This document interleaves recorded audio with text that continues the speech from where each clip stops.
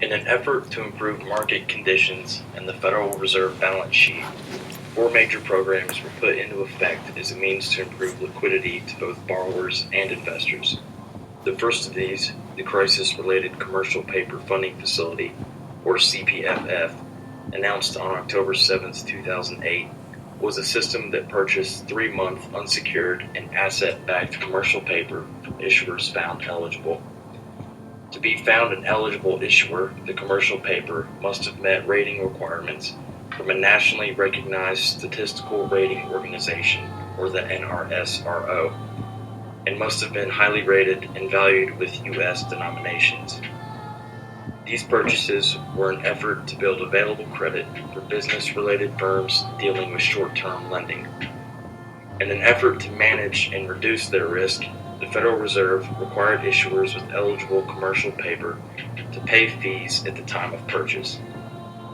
The fee roughly equated to 10 basis points of the maximum value of potential commercial paper issued to the CPFF, and in total, the fees added up to $849 million.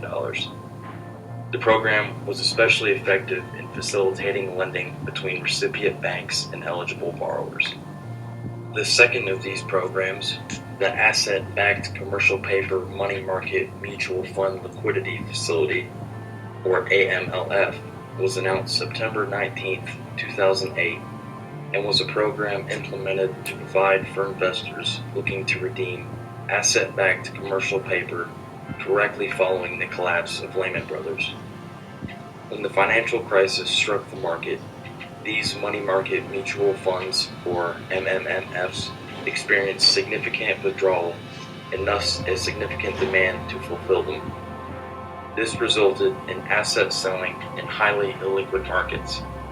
Without the AMLF, this large influx of withdrawal would have greatly lowered the price of asset-backed commercial paper and money market mutual funds, potentially leading to defaults. A possible weakening of trillions of dollars worth of personal funds, pensions, and municipalities would have had devastating effects on the market. The program lent $150 billion during the first 10 days of operation and was largely effective. By stabilizing the asset flows from MMMFs and improving liquidity in the asset-backed commercial paper market. Complementary to the AMLF, the Money Market Investor Funding Facility, or MMIF, was administered by the Federal Reserve Bank of New York to provide liquidity to money market mutual funds and encourage investing in money market instruments. Due to many investors putting their money into short-term investments to maintain liquidity, this strategy was implemented with the goal in mind being money market investors extending the terms of their investments while still maintaining said liquidity.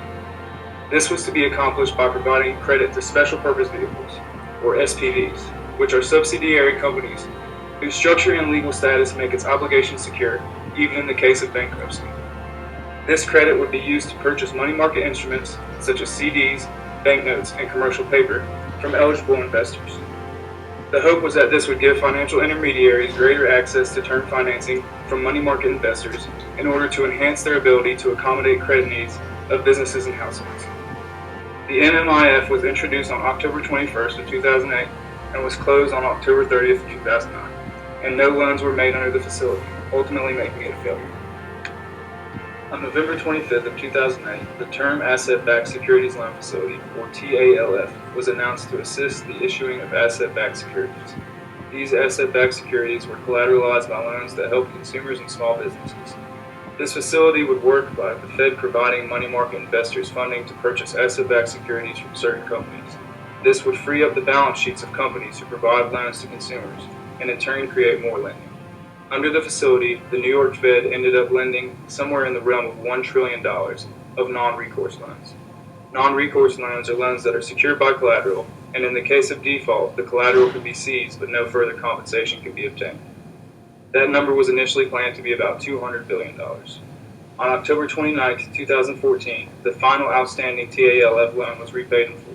Over the life of the program, all TALF loans were repaid in full at or before their respective maturity dates, and as such, the New York Fed did not incur any loss on any TALF loan. This essentially made the TALF a success.